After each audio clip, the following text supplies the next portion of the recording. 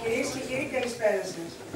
Σας ευχαριστούμε που είστε απόψε μαζί μας στο Λαϊκό Πανεπιστήμιο Κοζάνης, το οποίο έχει την τιμή να φιλοξενεί τον κύριο Άκη Μπούρα και την παρουσίαση της πρώτης ποιητικής του συλλογής. Συγγνώμη για την καθυστέρηση, απλά περιμέναμε να έρθουν και άλλοι. Θα ήθελα να πω δύο λόγια για τον κύριο Μπούρα. Με αυτή τη βιβλιοπαρουσίαση αποκαλύπτουμε τον κύριο Μπούρα ως δημιουργό. Ως δημιουργό ιδιαίτερων ποιημάτων, τα οποία άγγιξαν τις ψυχές μας, όπως ελπίζουμε να αγγίξουν τις δικές σας. Καλωσορίζουμε λοιπόν τον Άκη Μπούρα και τον ευχαριστούμε για την τιμή της παρουσίασης.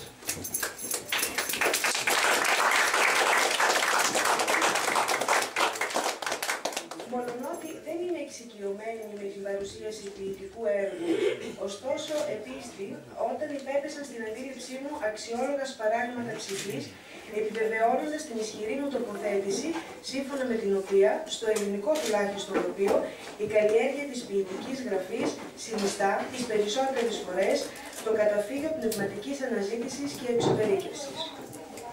Δύο ερωτήματα με βασανίζουν κάθε φορά που ασχολούμαι με την ποίηση, είτε σαν αναγνώστης είτε σαν ερευνητής του λογοτεχνικού αυτού είδους. Πρώτον, τι είναι ποίηση και δεύτερον, πώς τη σχολιάζεις. Η αλήθεια είναι ότι και οι ποιητές και οι ευάριθμοι εραστές αναγνώστες της ποίησης δυσκολεύονται να απαντήσουν στην ερώτηση τι είναι ποίηση. Όχι ότι οι άλλες ερωτήσεις απαιτούν ορισμό και είδη τέχνης, δεν προκαλούν συμφόρηση ιδεών και συναισθημάτων.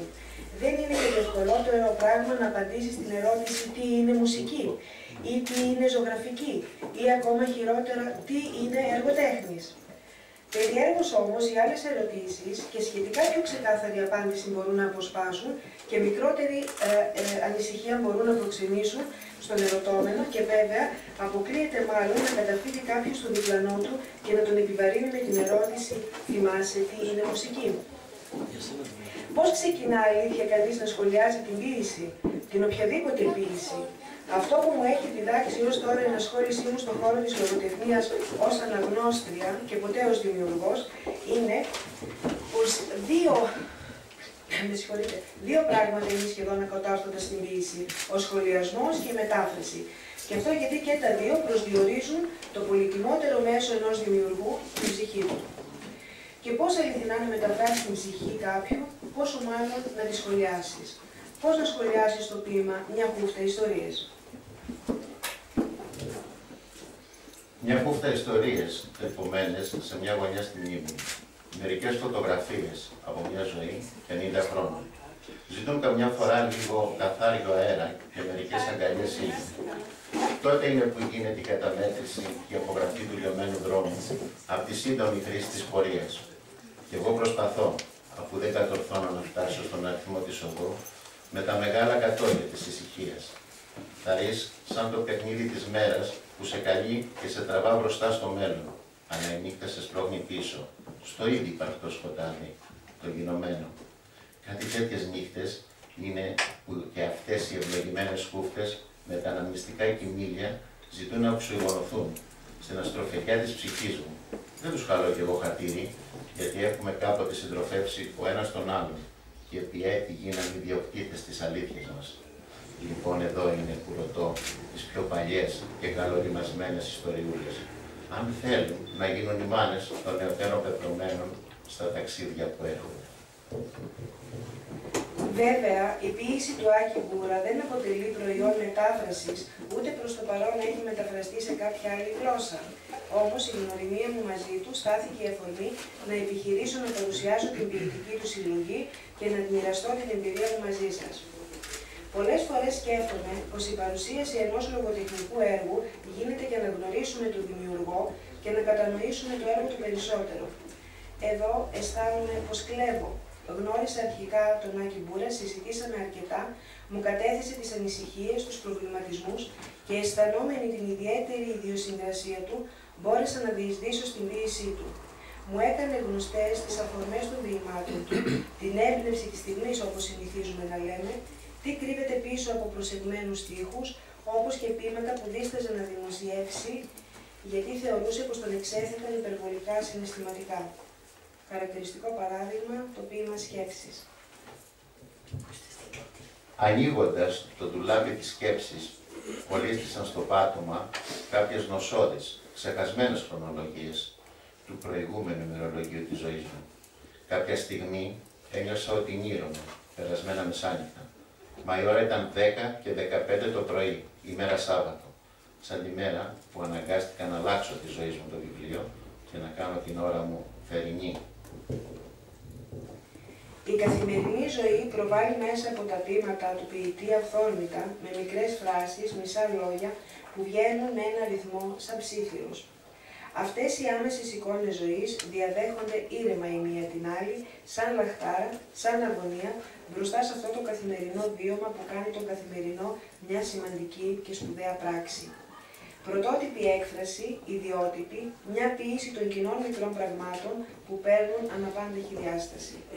Νοήματα και φράσεις παίρνουν αξία, συνειρμικά πηδήματα αξιοποιούν το ποίημα. Πάντως δεν ξεφεύγει από τη δική της ιδιότυπη εκφραστική μέθοδο που δίνει μια ζωντάνια σε όλο το ύφος και ποίηση σε αυτό το ρεαλισμό χωρίς εξζήτηση που έχει σαν στόχο την απλή επικοινωνία και δεν αναζητάει την ποίηση και έχει σαν λόγος τόση δύναμη και τόση ένταση όπως το ποίημα «Η ιστορία αφηγείται». Για δες, παππού, ειλικρινής που είσαι, στα αυτιά που απλώνουν χέρι να ακούσουν το αληθινό, έως ότου ξεψυχήσεις το ξέφωτο το τελευταίο δευτερόλεπτο. Μιλάω για εκείνα, τα σκαλοπάτια των σκοτωμένων από τις μάχες και για κάποιο θείο που τραυματίστηκε, που δεν γιατρεύτηκε, που ζει ακόμα για να πολεμήσει ξανά την ιστορία της νέας μόδας. Ο λόγος για την ποιητική παιδεία. Όποιος έχει μια μέτρια υποπτία της ποίησης, έστω μόνο του 20ου αιώνα, γνωρίζει πως οι λεπτομέρειες έχουν την εύνοια των ποιητών. Οι λεπτομέρειες έχουν τη σημασία του εμπειρικού τεκμηρίου στην απαγωγική δομή του ποιητικού λόγου. Είναι, θα λέγαμε, τρόπος να αποκτούν προσωπικό έρμα οι γενικές ή γενικότερες αναφορές των ποιητών στα πράγματα του κόσμου. Το να περνούν δηλαδή και έτσι να συνδέονται οργανικά μεταξύ τους οι γενικότερες εκφράσεις με τις προσωπικά ειδικότερες. Το να γνωρίζεις αυτό θεωρητικά δεν είναι κάτι το ιδιαίτερο. Είναι ένα στοιχείο που θα έλεγα μάλιστα πως από γνωστική πλευρά αποτελεί κοινό τόπο και οι νέοι ποιητές δεν δυσκολεύονται να το αντιληφθούν. Από την πλευρά αυτή δεν έχει τίποτα το πρωτότυπο το να ανάγει σε σκεμμένα κάτι γενικό στο ειδικό, όπως και το αντίθετο άλλωστε. Ως γνωστικό δεδομένο αποτελεί, όπως αναφέρθηκε, κοινό τόπο. Το να καταφέρνεις όμως να δίνεις στα ειδικά στοιχεία χαρακτήρα εμπειρικής λεπτομέρειας με πιστικό τρόπο είναι άλλο πράγμα. Και πολύ περισσότερο αλλάζει το πράγμα όταν ταυτόχρονα διατρέχει το λόγο ένα υπόρρητο ρεύμα ανυπόκριτης και βαθιά συμμετοχής στα γραφόμενα, όπως συμβαίνει στην επαγρύπνηση. Τα λιακωμένα μάτια μην τα κλείσετε. Ο ύπνος μη σας πάρει και διαλύσετε. Τους κόκκους σας κρατώντας να σεργιανίσετε και από την αγκαλιά να μην χωρίσετε. Στο πανηγύρι που έχει ξεκινήσει μην επιτρέψετε τους αποχαιρετισμούς. Στον κακοτράχαλο δρόμο που τη σαφήνεια έχει καταργήσει, κρατηθείτε από τα μάτια σας και από τους λυγμούς. Όσο μπορείτε νωρίς σημάνετε αγώνα, μην φοβηθείτε απειλές και δακρυγόνα. Και αν σας κλέψουνε τη γη, μαζί με το σιτάρι, τον πόνο φυτέψτε δύναμη, βαθιά, μες της ψυχής θα μπάρει. Τα λιακωμένα μάτια, σαν ξέφωτο και πάλι θα φωτίσουν. Τα μαύρα σύννεφα και το σκοτάδι θα φανίσουν. Λαμπρή χαρά θα λούσει τα όνειρά σας και από την αρχή θα ανοίξουν τα φτερά σας. Το ποιητικό εγώ απευθύνεται σε κάποιον που μάλλον δεν είναι μάρτυρας της στιγμής. Με στόχο, όπως προανέφερα, να μιλήσει για το αίσθημα της απροσδόκητης πίκρας, την οποία δημιουργεί η ανεκπλήρωτη επιθυμία. Περί τίνος πρόκειται ακριβώς? Κρίνοντας από όλο το ποίημα, θα έλεγα πως πρόκειται για ένα ενδόμηχο μονόλογο πάνω στις ανεπαίσθητες αλλαγές που προκαλεί το γεγονός της βαριάς καρδιάς. Το γεγονός, με άλλα λόγια, μιας δυσάρεστης κατάστασης που έχει προκύψει από κάποια σχέση. Το ποιητικό εγώ θέλει να μιλήσει για πράγματα που ίσως ή μάλλον διαφεύγουν από το απόντα πρόσωπο. Σαν να θέλει να ενημερώσει, αλλά ταυτόχρονα και να βυθομετρήσει το ίδιο του το άδειτο. Γιατί, παρά το δεύτερο πρόσωπο της σύνταξης, έχουμε ουσιαστικά λόγο εις εαυτόν. Έτσι, το ποιητικό εγώ, αναδυφώντας το εσωτερικό του, φέρνει στην επιφάνεια τα στοιχεία που προκύπτουν από τη δεδομένη κατάσταση. Στοιχεία που μαζί με ό,τι άλλο σημαίνουν, συνθέτουν ένα αίσθημα έντονης μοναξιάς. Να επανέλθω όμως στον Άκη Μπούρα, απαριθμό από τα παραπάνω, παρατηρητικότητα, λόγος που μοιάζει με λόγο αυτοεξομολόγησης, αναγνωριστική ανίχνευση του εγώ, υποβλητική ένταση, βιωματικό γίγνεσθε.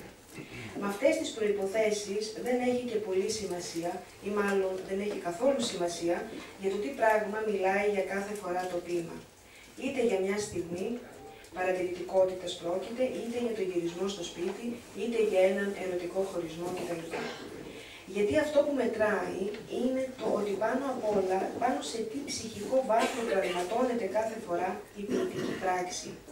Καιρός όμως να δούμε ένα ποίημα, αναφορικά με αυτά που είπα, από τα πολλά που θα διάλεγα της συλλογής, τον κύκλο του κόσμου. Ο κύκλος του κόσμου, σχηματισμένος στην τροχιά της γης, που καθώς ταξιδεύει περιστροφικά, αφήνει το θροισμά του μαζί με ένα δροσερό αεράκι. Ανεξαίρετος, αλλά παρεξηγημένος, γιατί κάποτε τον άγγιξε η πιο υψηλή κορυφή από τα βουνά της υδρόσφαιρας, που το γεγονός αυτό πέρασε και πάει, χάθηκε πίσω μας, χωρίς εξήγηση. Ο κύκλος όμως θυμάται που κάποτε συγκρούστηκε πάνω του και ο απόϊχος έβγαλε σπίθες και φλόγες, και καθώς χάραζε το δέρμα του σαν σχίζα πατσάλι, σημάδεψε ανεξάλληπτα την ουλή που αιμορραγεί, αλλάζοντας την όψη του. Δύο θέματα, με μια ιερή εξήγηση. Ο κύκλος του κόσμου τώρα δεν αιμορραγεί πια. Δεν πονά πια. Έχει απομείνει όμως το σημάδι χαραγμένο στο δίσκο και μέσα του αγκαλιάζει μια νέα τροχιά, που η κορυφή του βουνού βρήκε χώρο και φόλιασε εκεί την πνευματική μορφή και έκρυψε για πάντα το ηλιοβασίλεμα, αυτό που ήταν γύρω του. Φαρδής και ολόκληρος ο κύκλος του κόσμου. Έχω μιλήσει πολύ για την υπαρξιακή βάση αυτών των ποιημάτων και βέβαια ποίηση δεν γίνεται χωρίς αυτή τη βάση. Πάνω της ωστόσο μπορούν να συνδυάζονται διάφορα άλλα ενδιαφέροντα. Ανάμεσα σε αυτά, εκτός από τη φύση που προανέφερα, ένα μεγάλο μέρος έχει να κάνει με τον έρωτα και ένα μικρότερο, αλλά καθόλου αμεληταίο, καλύπτει ο κοινωνικός προβληματισμός. Γι' αυτόν τον προβληματισμό που ίσως έχω δώσει την εντύπωση πως δεν υπάρχει στο συγκεκριμένο έργο. Η ποίηση, καθώς ξέρουμε, έχει πάρει δόση με το στοχασμό. Είναι αδύνατο να γραφτεί ποιητικό κείμενο χωρίς καθόλου στοχαστική συμμετοχή. Ο στοχασμός, αφότου εμφανίστηκε ο ποιητικός λόγος, αποτέλεσε αναπόσπαστο συστατικά του. Υπάρχει ωστόσο ένα ζήτημα ορίων, το πόσο δηλαδή στοχαστικό μέγεθος μπορεί να σηκώσει μια ποιητική πράξη. Γιατί αν η στοχαστική συμμετοχή ξεπεράσει κάποια όρια, ο ποιητικός λόγος τείνει να γίνει τόσο αφηρημένος όσο και αναποτελεσματικός. Το βλέπουμε αυτό πολύ συχνά σε γραφτά που ξεκινούν με μοναδικό εφόδιο την αφηρημένη σκέψη. Είναι γραφτά που πάσχουν από ένα αφόρητο διανοητισμό και αδυνατούν να λειτουργήσουν ποιητικά. Ο Άκης Μπούρας, όπως φάνηκε από τα κείμενά του, που έχω ήδη παραθέσει, στοχάζεται και μάλιστα σε αρκετό βαθμό. Το κάνει όμως με γνώμονα το οντολογικό βάρος των κειμένων του. Αυτός είναι ο κανόνας. Ένας κανόνας που σε σπάνιες ωστόσο περιπτώσεις τείνει να χάσει την ισχύ του. Ένα τέτοιο παράδειγμα αποτελούν τα τηγανιτά αυγά. Προσπάθησα να τα σώσω. Πάλεψα να τα σώσω. Τσακώθηκα, έβρισα, απείλησα για να τα σώσω. Κοντράρισα την υποχώρηση. Μεθόδευσα και απέτυχα. Τελευταία, κάθισα και σκέφτηκα. Δεν μπορώ να τα σώσω. Δεν μπορώ να σώσω ούτε και εμένα. Δεν τα έσωσα. Τελικά ήταν αυγά για το τηγάνι. Η φύση, καθώς ξέρουμε, αποτελεί ανεξάντλητο μεταλλείο για τους ποιητές. Γι' αυτό από τα αρχαία χρόνια μέχρι σήμερα δεν σκέφτηκε κανείς να το θεωρήσει εξαντλημένο. Ούτε φυσικά συμβαίνει κάτι διαφορετικό με τον Μπούρα. Όπως είδαμε στα ποίηματά του, υπάρχει αρκετά με τα οποία σχετίζονται με το φυσικό περιβάλλον. Ένα από αυτά είναι το «Μ' αρέσουν τα βουνά πολύ». Πολύ μ' αρέσουν τα βουνά. Μου αρέσουν τα λαγκάδια. Μου δίνουν χαρά οι ρεματιές σε όλες τις εποχές του χρόνου. Δεν τα μπορώ τα χυμαδιά, γιατί διαγωνίζονται. Θέλω να παίρνω αέρα.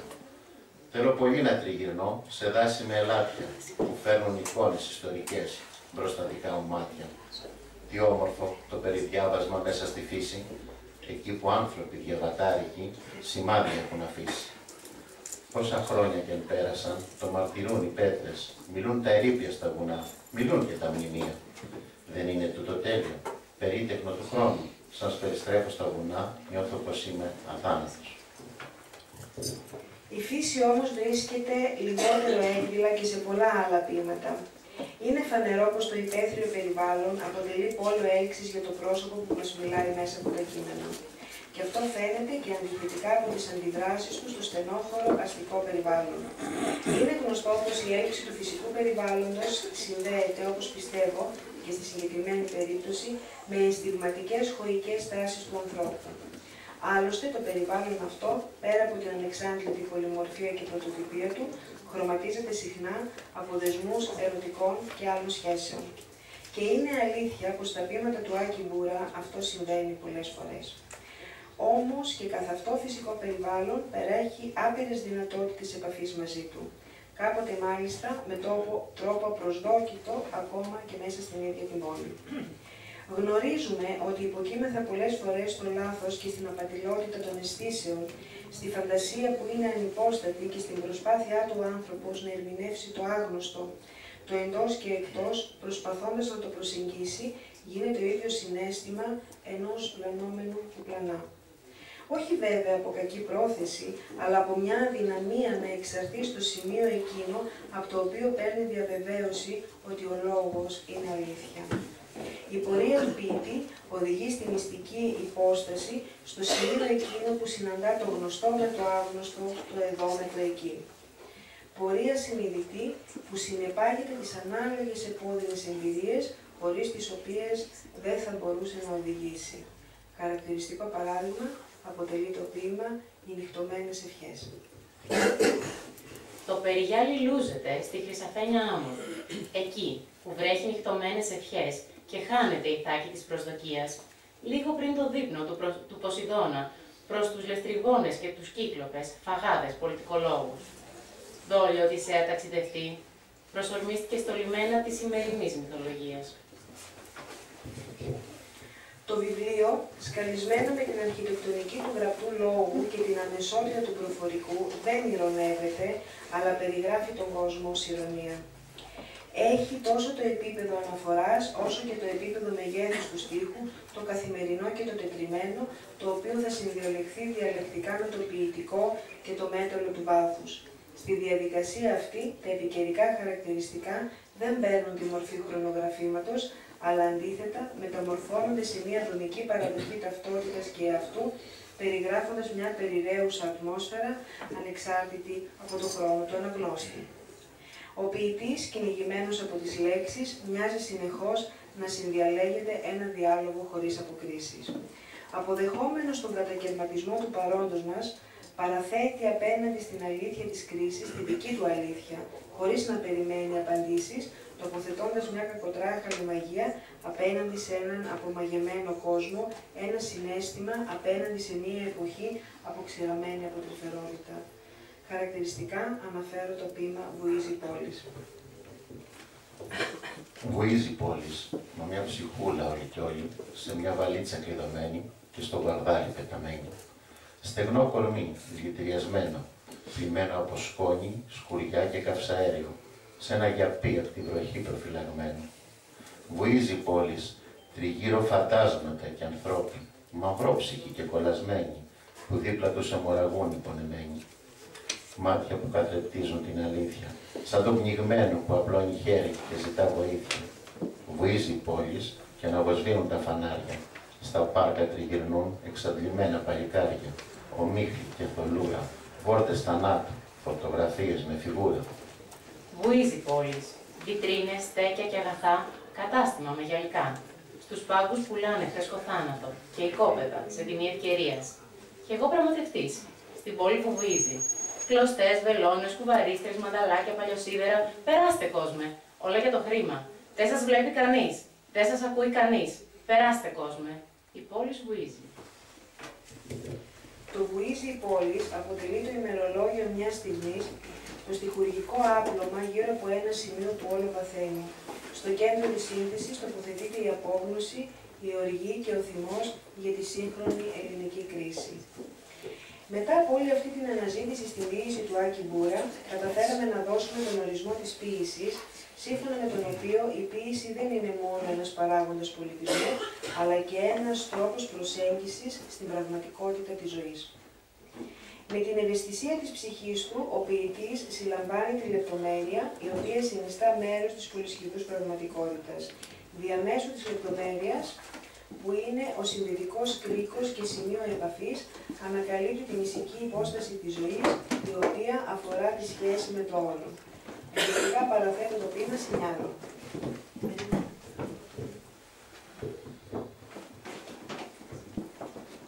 Δεν χρειάζεται να πούμε παραπάνω. Δεν χρειάζεται να πούμε πιο πολλά.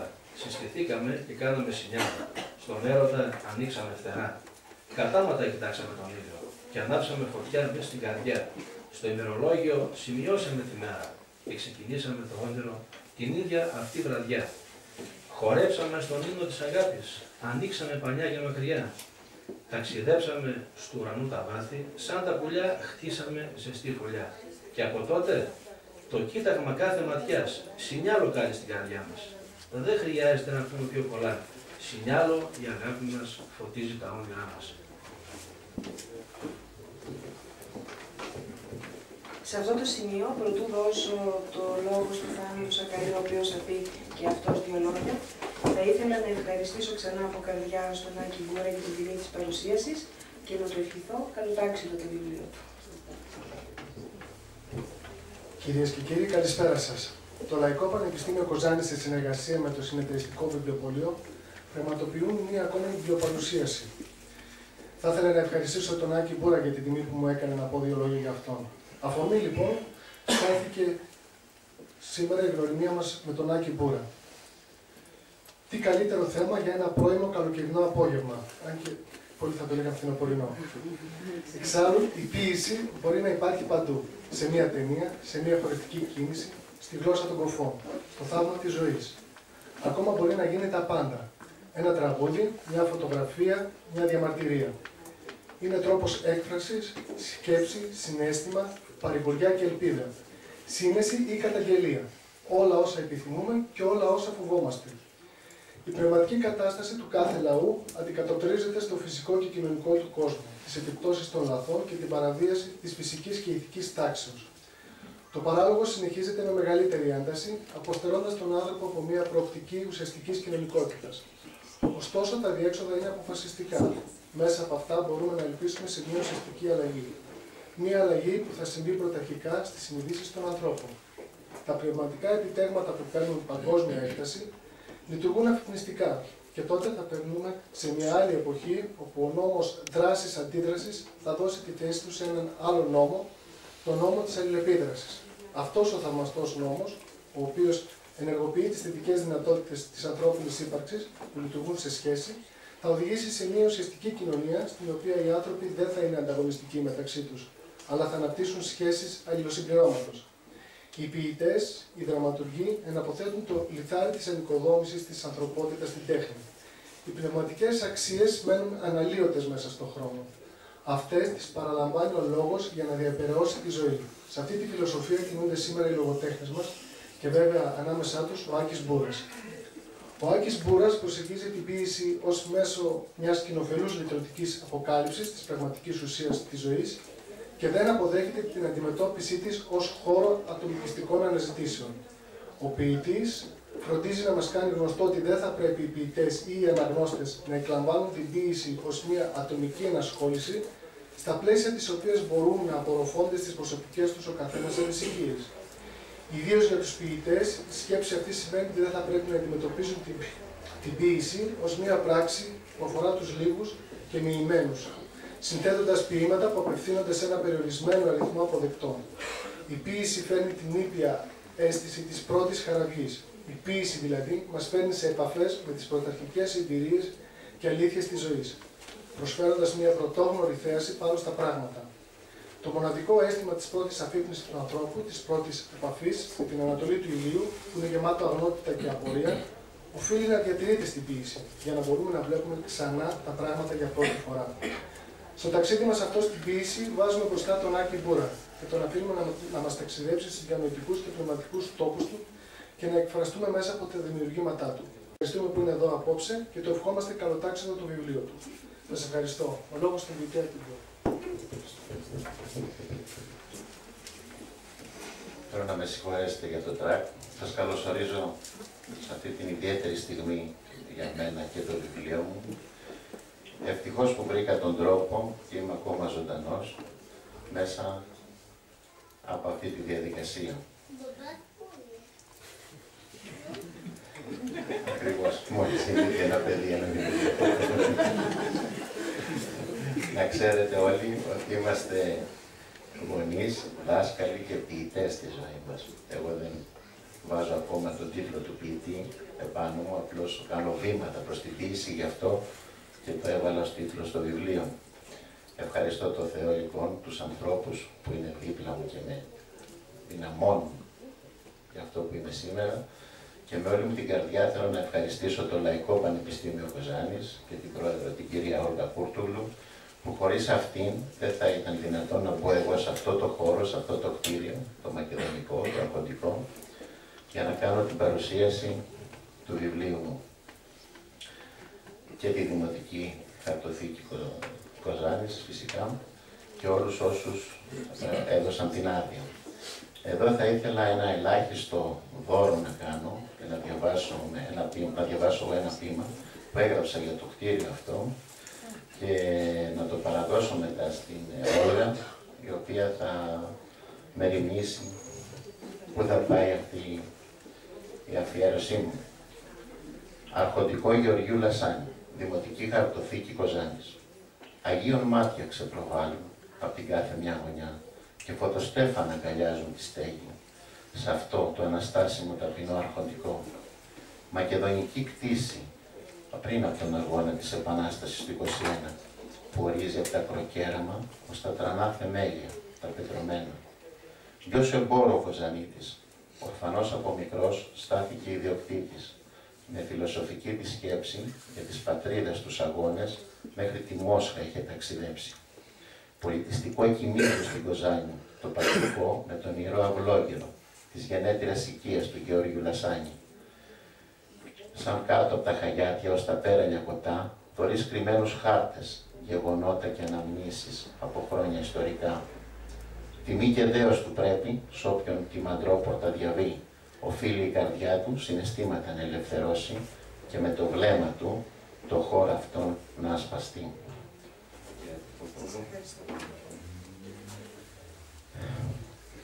Πριν από 6 χρόνια περίπου, επισκέφθηκα για πρώτη φορά την Κοζάνη και τη Μακεδονία.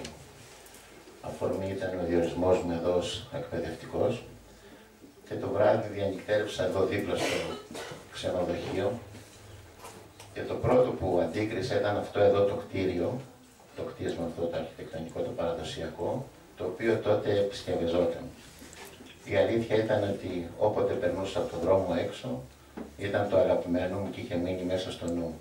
Τα έφερε έτσι η τύχη και ευλόγησε και κάνω σήμερα εδώ την παρουσίαση. Θα αναφερθώ λίγο για μένα και πώς έφτασα μέχρι εδώ και πώς μπήκα με αυτόν τον τρόπο στα μονοπάτια της ποίησης. Επηρεαζόμενος από τα δημοτικά τραγούδια της Πελοποννήσου από μικρός, άρχιζα και έγραφα διάφορα στιχάκια. Πολλές φορές για χιούμορ και πολλές φορές έτσι έβγαζα ένα συναισθηματικό κόσμο που είχα μέσα μου. Στη συνέχεια επηρεάστηκα έντονα από τις κριτικές ματινάδες. Ώσπου αυτό έγινε μια συνήθεια και από τα 16 μου χρόνια και μετά, ό,τι χειρόγραφο έφτιαχνα, ό,τι στιχάκι, ό,τι στροφή, οτιδήποτε, όποιο ποίημα, το έβαζα σε ένα σιρτάρι. Ήρθε, αυτό γέμισε το ένα φάκελο και μέχρι στιγμής έχουν φτάσει στα 450 τον αριθμό. Μένοντας εδώ λοιπόν όλα αυτά τα χρόνια στην Κοζάνη, και εγώ ζυμώθηκα μαζί με τον κόσμο, έκανα πολλούς φίλους, πέρασα και εγώ προβλήματα αυτά τα χρόνια εδώ, ο κόσμος μου στάθηκε, έκανα φίλους δηλαδή της καρδιάς και κάποιοι πίεσαν με τον τρόπο τους να τα βγάλω προς τα έξω. Και έτσι έγινε αυτό σήμερα. Επειδή περνάμε και δύσκολα πράγματι στην Ελλάδα, σαν Έλληνες, και πολλές φορές επηρεαζόμενος από αυτή την κατάσταση, τα τελευταία έτσι που είχα γράψει ήταν γύρω από το κλίμα που όλοι πιθανόν ξέρετε.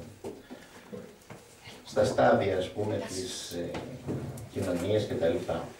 Παίρνοντας λοιπόν μερικά ποίηματα, τα σκρόπισα μέσα στην ποιητική συλλογή, ενώ συνήθως οι ποιητικές συλλογές είναι πιο μικρές, έτσι χωρίς να τα χωρίσω σε κοινωνικά, προσωπικά, ιστορικά, και στο τέλος έβαλα κάποια ερωτικά. Είναι πρώτη φορά που κάνω αυτό και πιστεύω να βγήκε κάπως καλή δουλειά. Εδώ θα ήθελα από τη φίλη την Ευγενία να διαβάσει ένα ποίημα, διαπραγματεύσεις νεόπτωχων.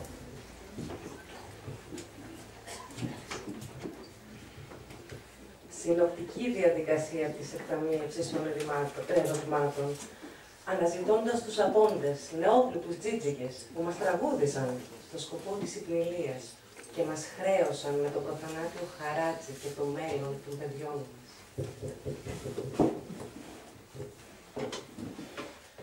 Ο τίτλος «Βήματα προς την ποίηση» είναι, όπως σας εξήγησα και προηγουμένως, είναι αυτό που αισθάνομαι ότι βαδίζω προς τα εκεί, δεν ξέρω πότε φτάσω. Αυτή είναι η δική μου άποψη.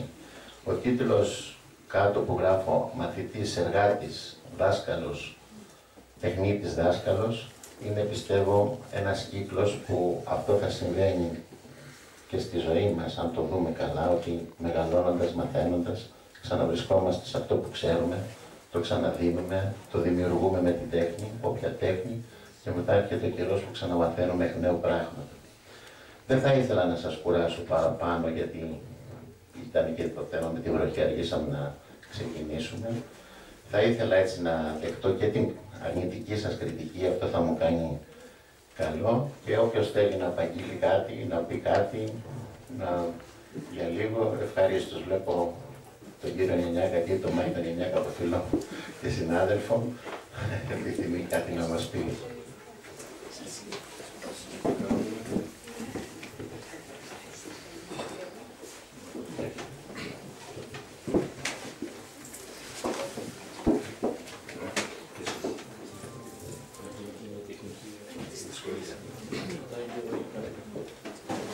Ψεύτικη ουσία. Δεν μας κάλεσαν ακόμα και έμειναν τα όνειρα στο χώμα. Τα ποδοπάτησαν τα γκρίμια και κρύφτηκε η αλήθεια στα συντρίμια. Κάποιοι που είχαμε φιλέψει, αθήγανοι μουσικολάτρες, μας είχαν κοροϊδέψει με ευρωπαϊκές μπαλάντες. Με ευχές και με προσκλήσεις μας τάξαν ελπίδα. Ύστερα με γροθιές και απαιτήσεις μας χρέωσαν, μας πούλησαν, μια από τα ίδια. Δεν μας κάλεσαν ακόμα και δραπέτευσε η ζωή από το σώμα. Καιρή που λιώνει η ουσία, αστράφτη και βροντά ζητάει ελευθερία. Κάποιοι που είχαν αργήσει και στη ζωή αργά ξυπνήσει, κλέψανε τώρα τα πρωτεία και διοικούν την κοινωνία. Κύριε Κοντούρου, κύριε Σακαλή, κυρίες και κύριοι, φιλάκοι. Γνωριζόμαστε με τον Άκη από το 2008, όταν ανέλαβα υπηρεσία στην ΕΠΑΣ. Είχαμε μια αρκετά οικία σχέση, τολμώ να πω, και αν και περάσαμε κάποιες πολύ δύσκολες στιγμές μαζί, ποτέ δεν είχα φανταστεί, και ούτε και ο ίδιος με είχε προειδεάσει, για το ποιητικό του ταλέντο. Πριν 1,5 χρόνο, βγαίνοντας από την τάξη για διάλειμμα, μου λέει κρυφά, σχεδόν συνωμοτικά, θέλω να διαβάσεις αυτό και να μου πεις τη γνώμη σου. Και μου δίνει ένα χειρόγραφο. Ήταν το ποίημα που μόλις σας διάβασα. Το διάβασα. Μου άρεσε, κυρίως για τις πολιτικές του αναφορές, ίσως να έκανα και δύο διορθώσεις, δεν θυμάμαι. Και εκεί σταμάτησαν όλα. Φυσικά σταμάτησαν για μένα. Δεν μου πέρασε ποτέ από το νου να το δώσω ένα ποίημα ολοκληρωμένο και δεν έχω και τις γνώσεις, άλλωστε, για κάτι τέτοιο. Υπάρχουν άλλοι πολύ πιο ικανοί και γνώστες των θεμάτων της ποίησης, όπως οι προλαλήσαντες. Η ιστορία αυτή συνεχίστηκε. Ευχαριστώ. είναι και πολλά. Δηλαδή μου έδινε γραπτά, τα διάβαζα, κάποια τα επικροτούσα, όσα είχαν έντονες πολιτικές αναφορές, γιατί πιστεύω στην πολιτική θεώρηση των πραγμάτων. Εξάλλου, όπως έλεγε και ο μεγάλος φιλόσοφος Αριστοτέλης, ο άνθρωπος είναι ζώων πολιτικών. Εδώ θέλω να σε μαλώσω, φιλεάκι, γιατί δεν συμπεριέλαβες στη συλλογή σου το τελευταίο σου έντονα πολιτικό κείμενο που έγραψε στην ημέρα της επιστράτευσής μας και είχα την τιμή να το αναγνώσω στους συναδέλφους. Κάποια από τα άλλα ποίηματα μου ήταν αδιάφορα. Έκανα μερικές διορθώσεις συντακτικές, ορθογραφικές και μερικές ληκτικές. Αλήθεια, μπορώ να κλέψω λίγη από τη δόξα σου, φιλάκι. Και το φαινόμενο όλο και πύκνωνε το τελευταίο διάστημα. Μάλιστα κάποια στιγμή θέλησα να τον πειράξω και να του πω: τι το παιδεύεις, θέλεις να γίνεις ποιητής? Δεν είπα τίποτε όμως. Σκέφτηκα ότι ο Άκης βρήκε έναν τρόπο να εκτονώνεται στις δύσκολες στιγμές που βιώνουμε. Εγώ μόλις ζοριστώ, βγαίνω στον κήπο και παλεύω με τα χώματα και τα φυτά. Ο Άκης παλεύει με τις λέξεις και τα γράμματα. Άστο να κάνει, έλεγα μέσα μου, το χόμπι του, ώσπου πριν από 15 μέρες περίπου έσκασε το ηφαίστειο.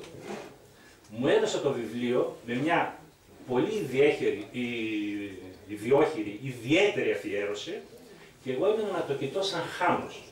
Είχα μπροστά μου ένα ολοκληρωμένο έργο, διάβαζα το ένα ποίημα μετά το άλλο, χωρίς σταματημό, μου ερχόταν στο νου τα πρωτότυπα, οι σκέψεις που έκανα τότε και πλέον είδα την αλήθεια.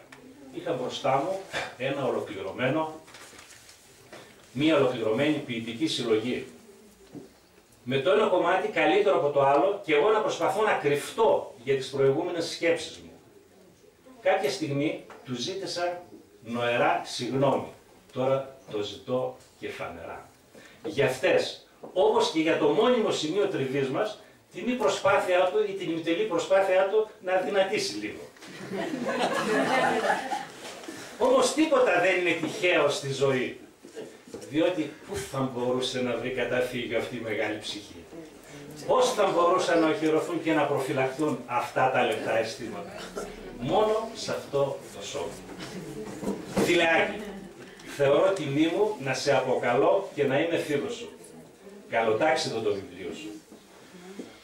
Και εύχομαι γρήγορα να αποκτήσει αδελφάκια ή να ονομάσεις καινούργιες συλλογές παιδιά σου, όπως λες σε κάποιο ποίημά σου, πέρα από τις δύο υπέροχες κόρες σου.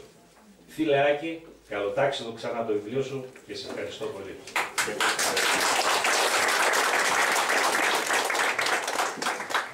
Ευχαριστώ. Επειδή ο Μάκης ήθελε λίγο έτσι, να ανεβάσει τον εγωισμό μου, εγώ θα το απαντήσω με ένα ποίημα. Δοκίμασα τον εγωισμό μου στο στόχο της προτεραιότητας, μπροστά στο ανήλιο σταυροδρόμι, οδηγώντας νευρικά σε κλειστερό οδόστρωμα. Το κυνήγι της πρωινής ώρας, πατώ φρένο στην υποχώρησή μου. Γνωρίζω την καλημέρα, στο παρακαλώ περάστε. Τι κάνεις εκεί? Από λεπτό σε λεπτό ο ήλιος βγαίνει στην πίστα. Μα ο άλλος έχει στόχο. Ναι, αλλά εγώ έχω εγωισμό και πρέπει να τον δοκιμάσω.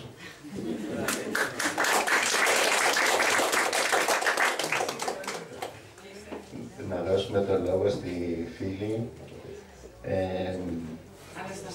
Αναστασία Κωνσταντινίδου.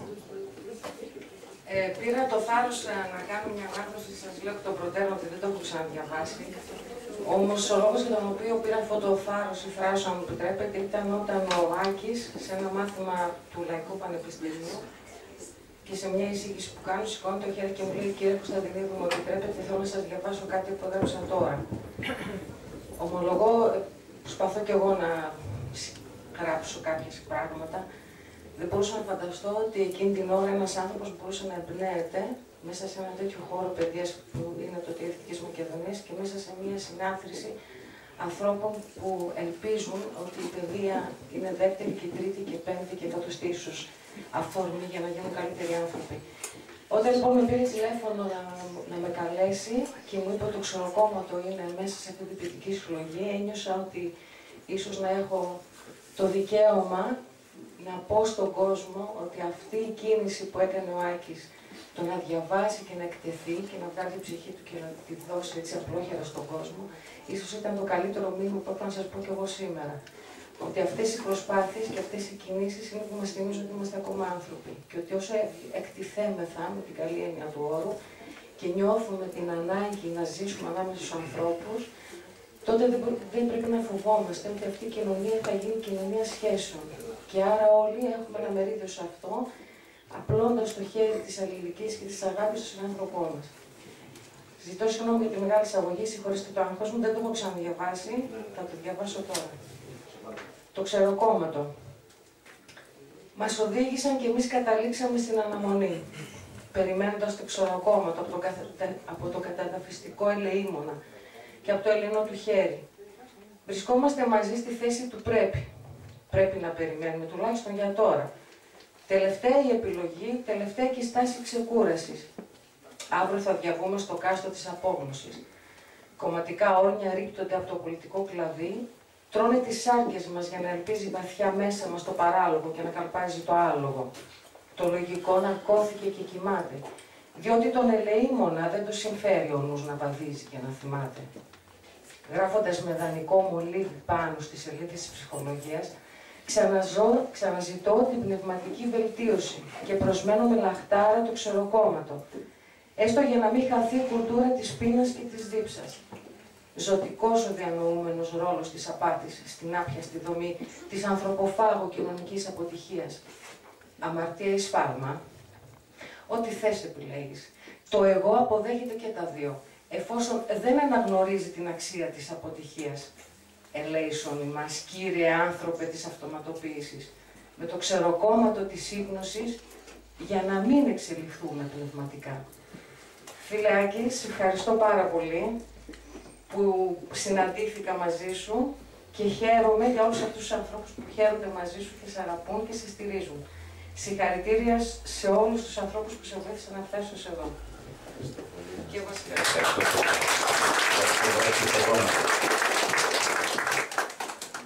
Τώρα να δώσουμε το λόγο σε έναν πολύ δικό μου άνθρωπο, τον πατέρα Εφραίμ. Πατέρα,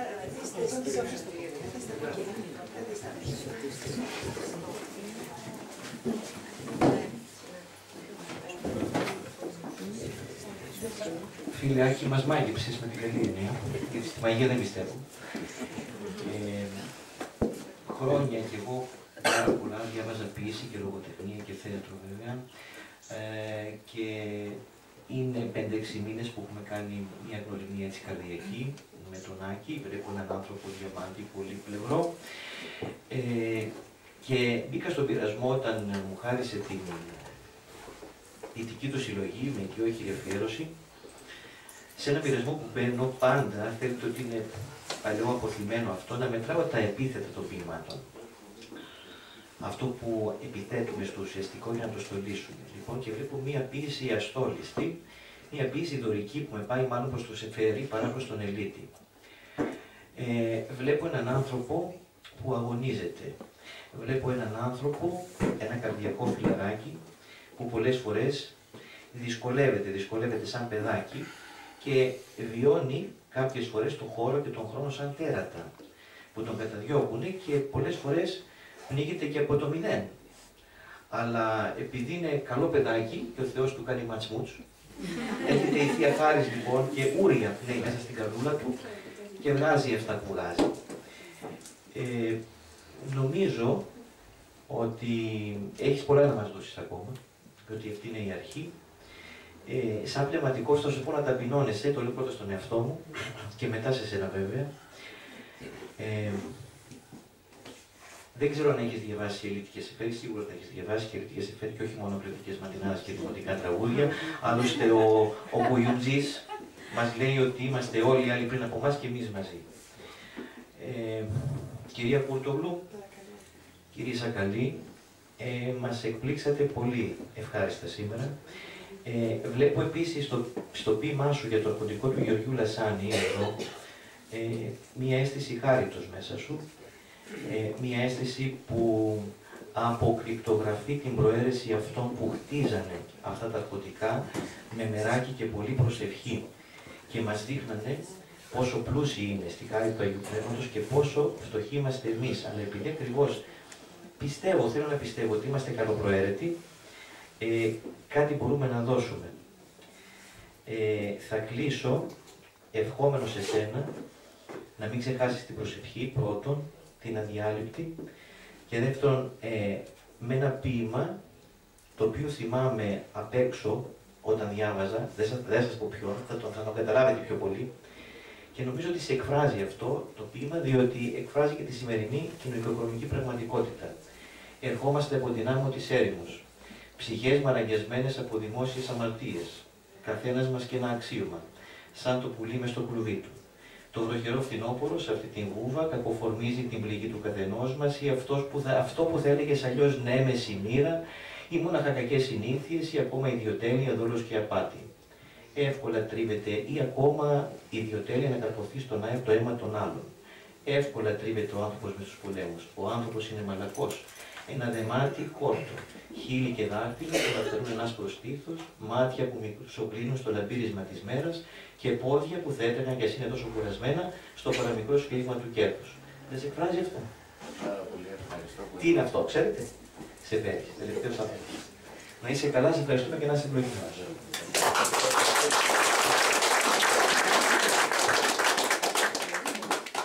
Σήμερα είχα σκεφτεί το εξής, επειδή έχω αρκετό τρακ και είχα πει μέσα μου, δηλαδή αν δεν μπορούσα να μιλήσω.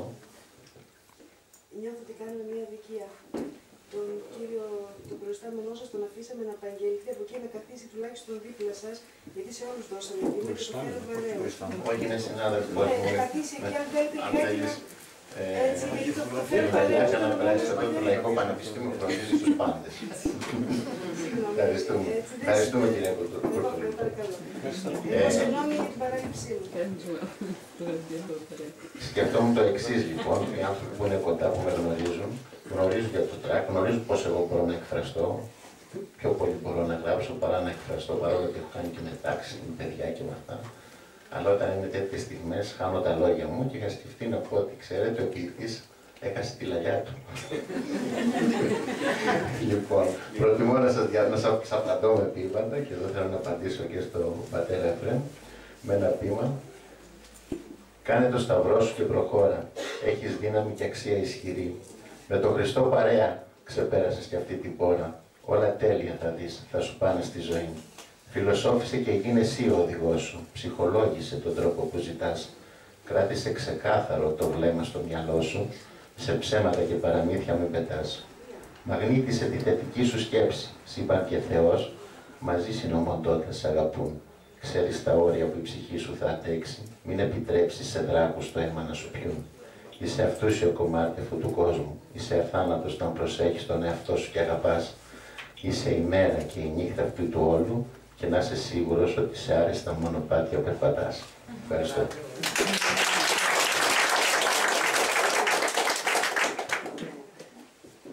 Δεν ξέρω τώρα αν κάποιος θέλει να κάνει και την κριτική του έτσι πάνω εδώ, να ρωτήσει κάτι. Ορίστε. Δεν θα ασχοληθώ με κριτική. Εγώ θα με κάλυψε η κυρία Κωνσταντινίδου. Σαν φοιτητής για δεύτερη χρονιά στο Λαϊκό Πανεπιστήμιο, ήθελα να αναφερθώ στο περιστατικό, είπε η κυρία Κωνσταντινίδου. Πριν την εισήγησή της, ετοίμαζαμε τα μικρόφωνα εκεί και τα χαρτιά μας για να μπει η εισηγήτρια στο θέμα της.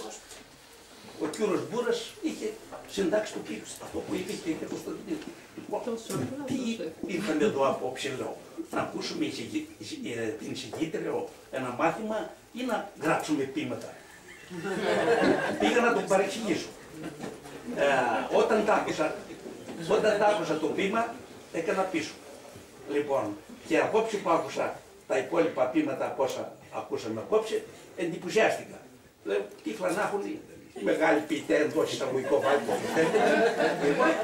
και πιστεύω απόψε να με πάρει κανένα δυο ώρες να το διαβάσω μισό.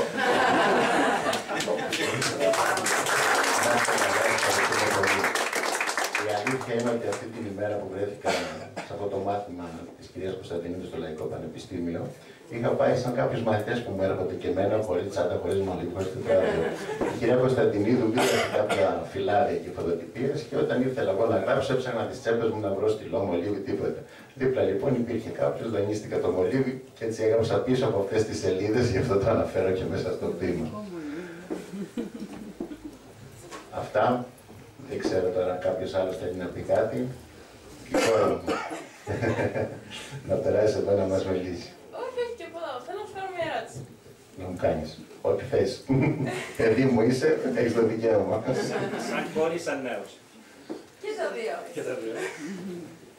Προφανώς είχες ένα ενδόμηχο όνειρο, το οποίο σε οδήγησε στο να εκδώσεις αυτό το βιβλίο. Ποιο είναι τώρα το όνειρό σου για αυτό το βιβλίο? Σίγουρα να ταξιδέψει. Σίγουρα να ταξιδέψει και πιο πολύ να σε συντροφεύσει εσένα και την αδερφή σου. Να είναι ο αδερφός σου, όπως σου το είχα πει την πρώτη μέρα που σου είπα ότι το βιβλίο γεννήθηκε. Σ' αγαπώ πολύ.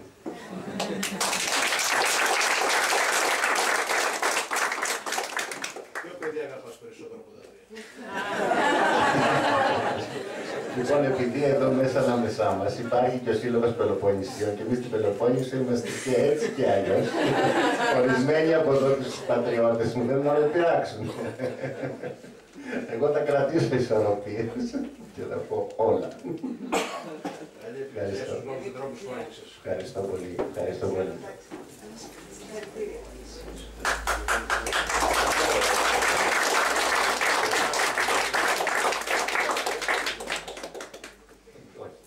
Εδώ ο συνάδελφος ο Μάκης είναι πάντα ανήσυχος. Βρήκε άλλο ποιμά να σας διαβάσει μέσα από το βιβλίο. Πολύ θα το ήθελα, αλλά... Ας βοηθήσουμε. Ευχαριστώ. Εν κρίση κρίσης. Δεν είναι από χήμαρο νερού το βουητό που μας ακολουθεί, αλλά λίμωνό μας θα μας προκάνει. Πρέπει να αλλάξουμε πορεία, γιατί θα μας περιτυχήσει η δυσοσμία από σάπιο αδελφικό αίμα. Δεν θα είναι του θανάτου απλό το μυστήριο. Θα είναι η ηλεκτρονική τυραννία από βραχικυκλωμένα καλωδιοκάναλα, ήθελα να το αλλάξω, ευρωπαϊκής πολιτικής εκτέλεσης. Μάνα που τερατογέννησε πρόωρα τους αδελφοκτόνους δίποδους γνωστούς άγνωστους. Νομίζω ότι είναι πολύ επίκαιρο από χθες. Ευχαριστώ. Για να μην σας κουράσω άλλο, από την καρδιά μου σας ευχαριστώ που κάνατε τον κόπο σε αυτή τη δύσκολη μέρα με την βροχή και ήρθατε εδώ που σας κάλεσα. Θέλω να ευχαριστήσω για μια φορά ακόμα το Λαϊκό Πανεπιστήμιο και την κυρία Όλγα Κούτουλου και τον κύριο Σακαλή. Να ευχαριστήσω την επαγγέλτη εδώ τη Στέλλα τη Θεοχάρη, που μας ακούει τηλεοπτικά. Τον συνάδελφό μου, τον Νίκο τον Μάτζιαρη, την Αναστασία, την Ευγενία, την ίδια φίλη, τον Αναστασία Κωνσταντινίδου, τον Πάτερ Εφραίμ, τους Πελοποννησίους, όλους σας από καρδιά. Μια επισημία από τους Πελοποννησίους. Να μας διαβάσετε στο ποίημα του Αντάμου. Το Αντάμου, βεβαίως. Παίρνουμε υστερόγραφο. Να βρούμε τη σελίδα, γιατί το βιβλίο είναι τόσο πολλά που... Και στη συνέχεια να αναφερθείτε από τον τόπο καταγωγής και πόσο εμπνευστήκατε από εκεί, στο σημείο. Εκεί που θα κλείναμε, ξαναξεκινάμε. Σελίδα 22.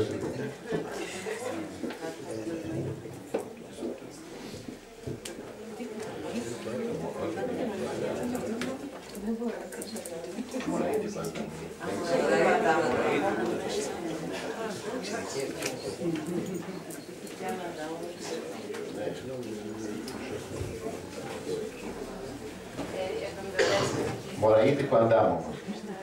Ταξίδεψα, άκουσα, γέλασα, χόρεψα. Φτερά στην καρδιά, φτερά στα πόδια. Χελιδόνια, ανάσα στον αέρα οι φούρλες. Κι ύστερα η πάλι, η φωτιά με το κορμί. Ανάσταση στην Ανάσταση. Σε μαρμαρίνο αλόνι, χέρια ψηλά στον ουρανό, κρατούν τους χορευτές του κύκλου. Σόλο και μπάσο, κέρασμα στις διψασμένες κούπες, ο ίνος δροσίζει τα σωθικά. Λιγερή σκέψη ατενίζει την νοσταλγία. Λυκνίζουν τα κορμιά, λυγίζουν τα γόνατα. Αντριεύει και σφίγγει τη μέση το καλαματιανό μαντίλι. Λαμπρό, παγιασμένο ζουνάρι. Περήφανα κορφοβούνια, καμαρωτές ρεματιές. Πέρδικας λαλιάς, ήχος και λόγος, στοιχισμένοι σημάσιμα, τούτη την ώρα που εφραίνει η ζωή. Έπαρση, θάρρος και ηθική, τρία καλά είναι στο ντουνιά. Αντιχούν τα ελατόκλερα από τη φλογέρα του ταπεινού βοσκού. Η γη σύεται από το λιθάρι, γάργαρο τραγούδι ξεπηδά. Να σαν τα νιάτα δύο φορές, μοσχοητιά, λαγάδικα ειδώνει, ψάλουν το Ευαγγέλιο του νερού, του κρουσταλένιου. Το κλαρίνο σεργιανάει την πατρίδα στο σάλπισμα. Μωραΐτικα πουλιά μου διαβατάρικα. Ταξίδεψα, άκουσα, γέλασα, χόρεψα. Σιγανός και γρήγορος ο Τσάμικος.